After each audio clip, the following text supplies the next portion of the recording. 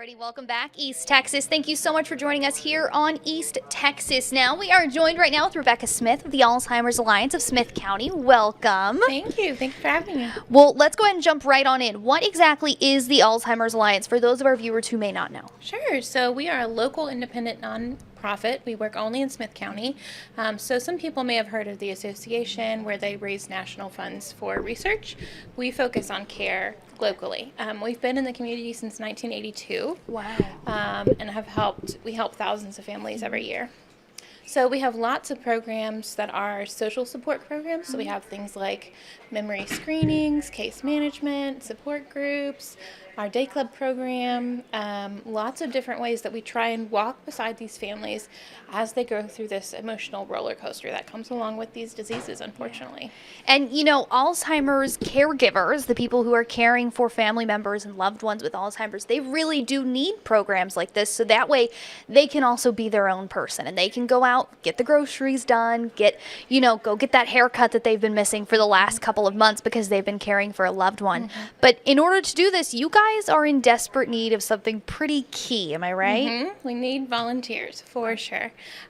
So we need volunteers, especially at our front desk, which is great for a person who really has a heart for ministering to families. Because when they come in, sometimes there's a lot of emotions going on. Yeah. So to be able to be a friendly face and comfort them while they fill out paperwork is really rewarding for a lot of those volunteers. There is very minimal computer skills that are needed, but don't let that scare you away.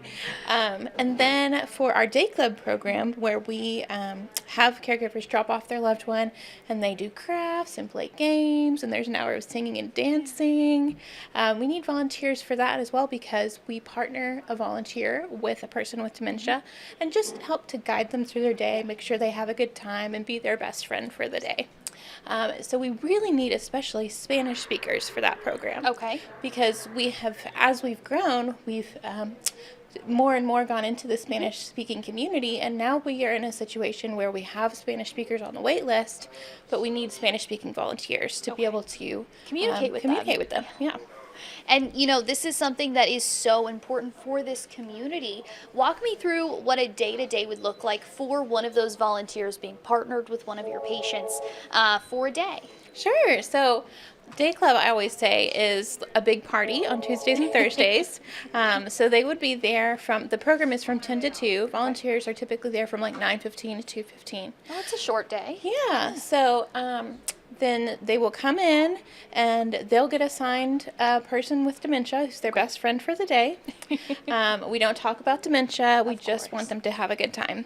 So they come in, sit down, have a little breakfast that is sponsored by one of our awesome meal sponsors.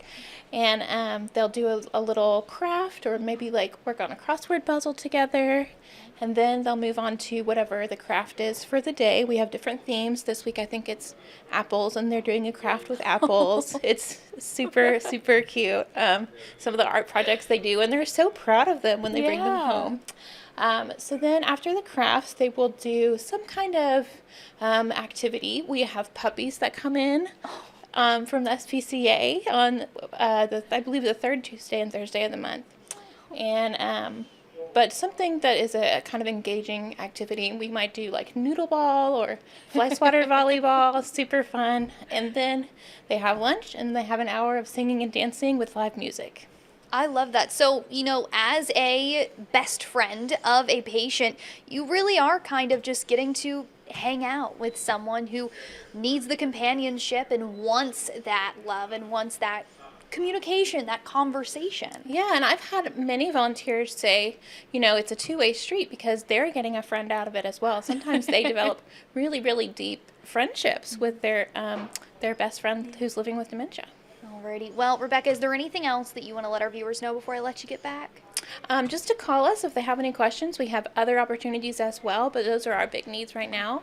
And our website is alzalliance.org. Perfect. Alrighty. Once again, Rebecca Smith of the Alzheimer's Alliance of Smith County, thank you so much for joining us. Thank you. Alrighty. We'll be right back on the other side of this very short break.